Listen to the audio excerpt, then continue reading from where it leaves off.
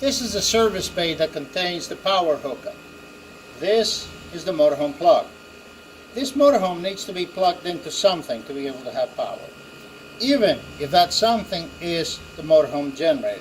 So, to be able to use the power from the motorhome generator, you need to plug it into the motorhome generator outlet, which is actually inside.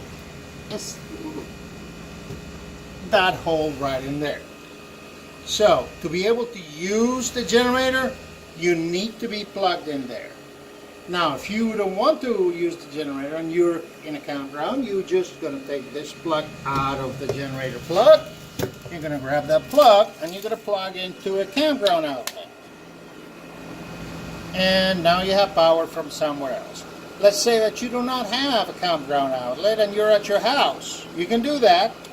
You can plug this into your house by using an adapter. Here's the adapter. You plug this and now you can plug it to a regular 110. Now keep in mind, and this is very important, do not try to use the air conditioner with this, because the air conditioner of the motorhome uses a lot more power than what a regular 110 adapter can provide.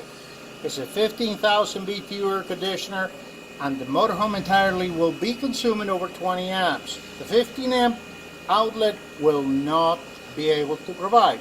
Most likely will trip the breaker, less likely will melt the outlet. Far less likely you will cause a fire.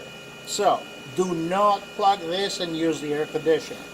This can be used primarily for things like, for example, charging the batteries, running the fridge, getting everything ready for the next day. Pretty much that's the use of it.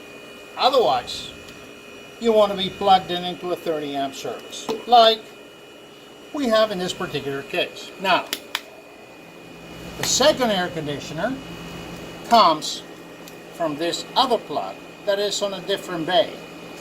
This is for the rear air conditioner. As I said before, it's a completely different plug-in, it's a completely different wiring. Think about it as a regular window AC unit. And this needs to be plugged on its own, totally separate. Why is this a regular AC 110 outlet? Because the rear AC is a smaller size AC that is more efficient. So the power consumption is only 10 amps. You can run this on a regular household outlet. It will not be a good idea, but it will work. It will work for some time before it overheats the circuits, that is, if you have some other things in the same circuit. But in this particular case, we're going to plug it in into another outlet, and the minute that we plug it in, we're powering the second AC. In this case, we're able to power both ACs in two separate circuits because we actually are in a place in which we have two 30 amp lines. You can do this pretty much in every campground. And how do you do this? I'll show you. In the rear of the motorhome, see the yellow cable that comes from a little box down there, which this box contains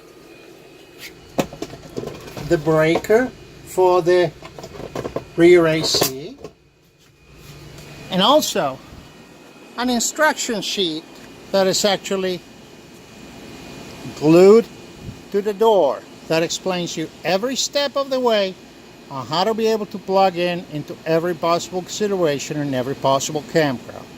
You can run both ACs as long as you have two different power sources. If you don't have two different power sources, you cannot run both ACs. You can run only one at a time.